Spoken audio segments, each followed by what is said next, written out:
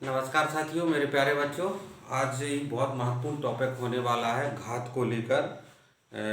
जो ऋणात्मक संख्याएं होती हैं वहाँ उनको हल करने के लिए हम किस तरीके का चिन्हों का प्रयोग करते हैं, उस पर हमें एक विशेष जो है चर्चा करनी है। तो आइए देखते हैं। सर्वप्रथम हम देखते हैं ऋणात्मक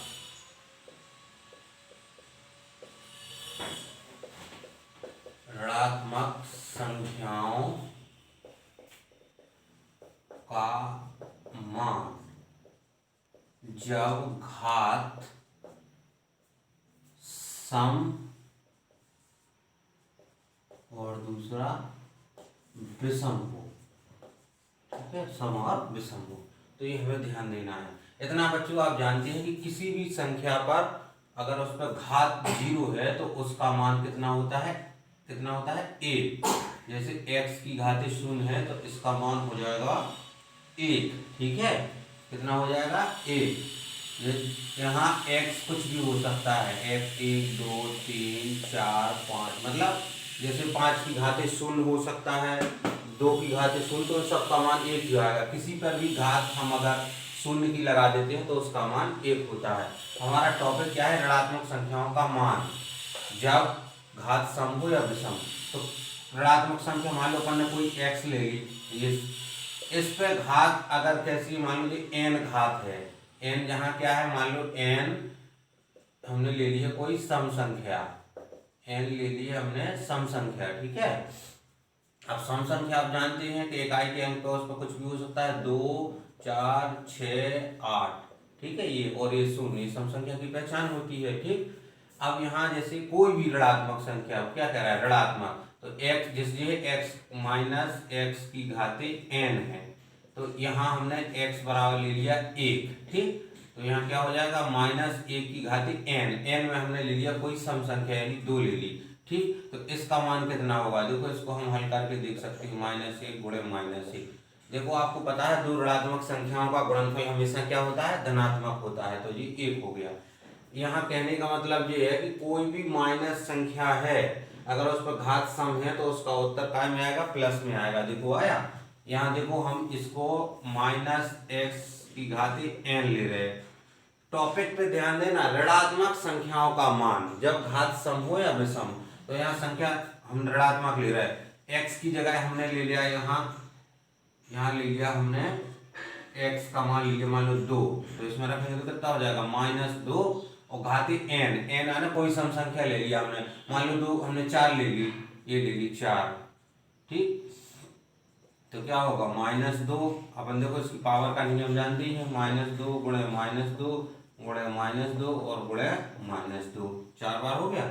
अब देखो बच्चों, ये -2 का गुणा कितना हो जाएगा? 4, क्योंकि दो ऋणात्मक संख्याओं का गुणनफल क्या होता है? धनात्मक। गुणे इसी प्रकार इस ऋण 2 का कितना हो जाएगा? 4, क्योंकि दो ऋणात्मक संख्या ये भी है, तो 4 चौको 16। तो जी 16 कैसी होगी बेटा?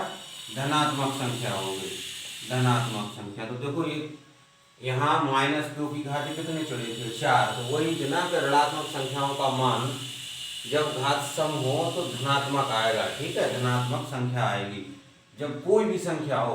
मान लो जैसे -1 है, 1 की घात अगर हम यहाँ 100 करेंगे तो भी इसका मान 1 आएगा, क्योंकि ये घात कैसी है? सम है, और ये संख्या कैसी है? ऋण। तो एक ध्यान रखना कि जब भी कोई ऋणात्मक संख्या हो, घात सम है, तो उसका गुणन जो गुणनफल आएगा वो धनात्मक होगा। ठीक, कुछ बच्चे ऐसे करते जैसे -3 की घाते 4 है, तो इसको 1 नहीं लिखना बेटा। देखो -3 की घाते 4 है, इसका मतलब है ऋणात्मक संख्या है और घात सम है, तो जो गुणनफल आएगा वो धन में आएगा। गुणनफल कितना आएगा वो हमें उसका गुणा करके देखना पड़ेगा। जैसे -3 की घाते 4 है, तो -3 गुणे -3 गुणे -3 गुणे -3, तो देखो इसका कितना हो गया? 3 3 9, क्योंकि दो ऋणात्मक संख्याओं का गुणनफल कैसा होता है? ठीक है, धनात्मक। गुणे 3 3 9, ये भी देखो दो ऋणात्मक संख्या है तो इनका भी 9 81। तो देखो जी आ गया, तो यहाँ ऋण की घातें 4 थी इसलिए 81 आ गया। अब देखते हैं विषम घात वाला। अगर कोई घात जो है क्या है? विषम है ऋणात्मक संख्या पे, मान लो जैसे जी हम -x की घात n माना था, यहाँ हमने n का मान ले लो, 1 ले लो, 3 ले लो, 5 ले लो, 7 ले लो, 9, ये सब क्या होती है, विषम संख्या होती है ना जिनके इकाई पे। तो यहाँ हमने देखो -1 की जगह हमने 1 ले लिया, x यानी x का मान हमने 1 ले लिया और n का मान 1 ले लिया, तो -1 की घात 1, n कितना होगा -1। अब यहाँ हमने x की देखो, x की जगह हमने ले लिया 2, -2 ले लिया, ठीक, और घात पे हमने ले ली 3, तो देखो यार -2 की घातें 3, ठीक।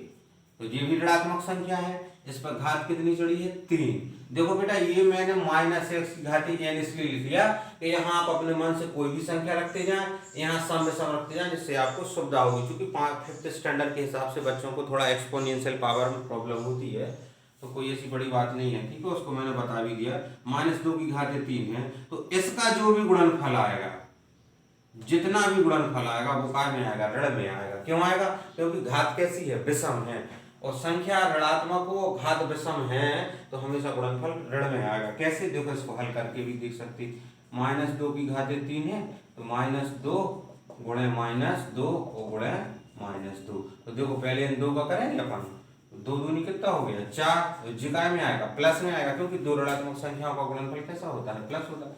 अब गुणा ये रह गया ऋण 2।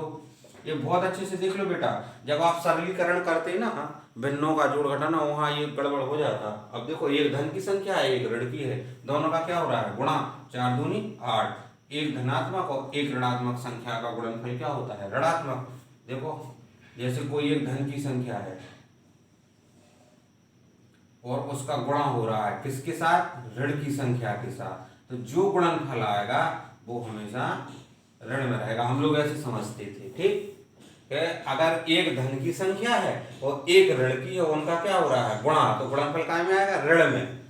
और अगर देखो दो ऋण की संख्याएं हैं, एक ये है गुणे एक ये है, यानी दो ऋण की संख्याओं का क्या कर रहे हैं, हम गुणनफल कर रहे हैं, तो ये हमेशा गुणनफल आएगा प्लस में, ठीक। जैसा कि अभी यहाँ करके दिखा था तुमने, देखो -2 गुणे -2 कितना हो गया, 2 दूनी 4, ठीक। ये थोड़ी सा हमें ध्यान रखना है। प्लस का आपको पता ही है कि अगर एक धन की संख्या है गुणे दूसरी धन की संख्या है, तो दोनों का गुणनफल कैसा आएगा, प्लस में आएगा, ठीक है। ये चीज हमें ध्यान रखनी है।